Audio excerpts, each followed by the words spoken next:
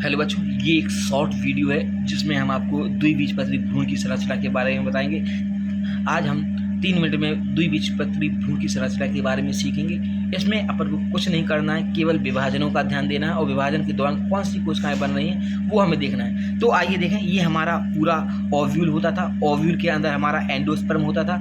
Endosperm में विभाजन हो चुका था जिसमें एक नई कोशिका बनी थी जिसको हमने क्या बोला था, जायगोट बोला था। क्या बोला था? जायगोट। तो ये हमारा पूरा जो ब्लैक कलर की पूरी स्ट्रक्चर है जिसको हमने एम्ब्रियो सैक या भ्रूणकोश बोला है। उसके बाद ये हमारी जायगोट है, बीजांड द्वार के पास स्थित होता है, जो आगे जाके क्या बनाएगा, भ्रूण बनाएगा। क्या बनाएगा?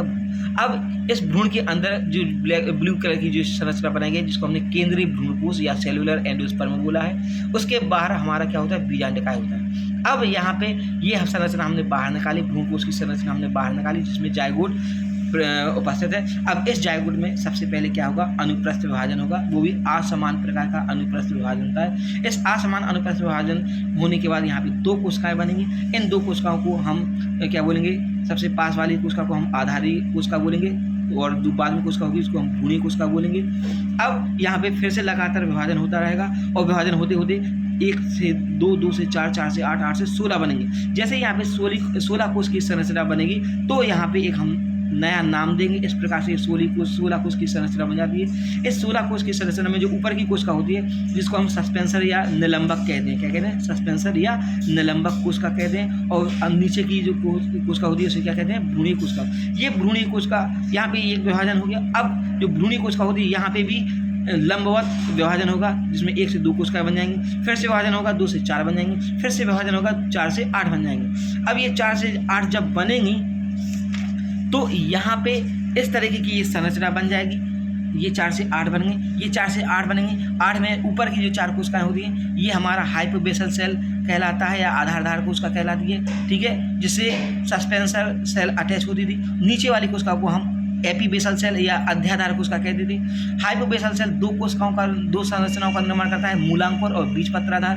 अध्याधार कोशिका ये 3 संरचनाओं का निर्माण करता है, बीजपत्र, प्रांकुर और बीजपत्र पर। इसके बाद हम आगे देखें तो ये जो पूरी की पूरी जो 8 संरचनाओं वाली कोशिका थी लगातार विभाजन होता रहेगा, एक गोल संरचना बना देगा।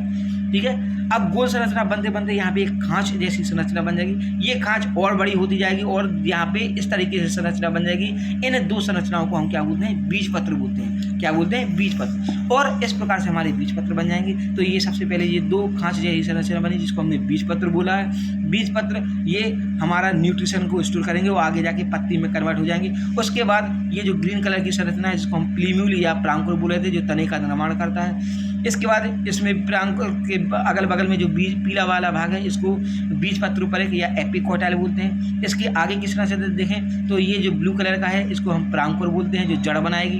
प्रांकुर के अगल बगल में ये और ब्लू कलर का पार्ट है जिसको हमने हाइपोकोटाइल या बीजपत्राधार बोला है। और ऊपर देखें तो ऊपर वाली कोशिका जो सस्पेंसर थी उसमें से एक कोशिका बच गई थी जिसको हमने क्या बोला, एपीफाइसिस या रूट कैप, जो क्या बनाएगी, रूट कैप बनाएगी। इस प्रकार से हमारी द्विबीजपत्री संरचना बन जाती है। आशा करता हूँ बच्चों ये वीडियो आपको समझ में आया होगा। छोटा वीडियो है, शॉर्ट वीडियो है। इस वीडियो को ज़्यादा से ज़्यादा लाइक और सब्सक्राइब करें। थैंक यू बच्चों।